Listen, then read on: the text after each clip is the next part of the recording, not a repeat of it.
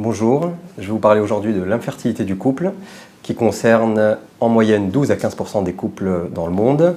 Cette prise en charge nécessite une prise en charge comme on appelle du couple, c'est-à-dire de l'homme et de la femme, qui nécessite d'abord un interrogatoire précis, remontant les antécédents, la durée de l'infertilité primaire ou secondaire du couple, c'est-à-dire est-ce qu'ils ont déjà des enfants ou pas, les problèmes sexuels du couple et tout ce qui va avec un interrogatoire précis. Donc ça, c'est la première chose à avoir. Après, on passe aux examens complémentaires qui consistent à avoir chez la femme un bilan échographique pour voir la réserve ovarienne de la femme, des dosages hormonaux, regarder la perméabilité des trompes et voir aussi s'il n'y a pas un problème utérin, là où il y aura l'implantation embryonnaire.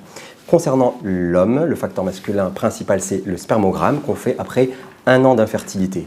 Une infertilité du couple, il faut le rappeler, chez les femmes de moins de 35 ans, c'est 12 ans de rapports sexuels réguliers tous les 2-3 jours pendant la période ovulatoire, qui dure 12 jours, du 8e au 20e jour du cycle.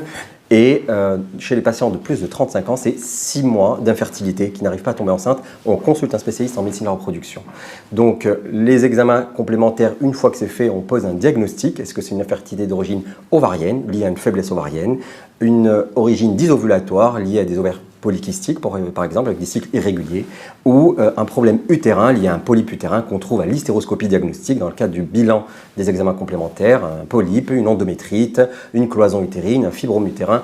Tout ça, on peut l'explorer pendant les examens complémentaires échographiques ou par hystéroscopie diagnostique. Et l'autre facteur, c'est le facteur tubaire, une imperméabilité de la trompe ou autre.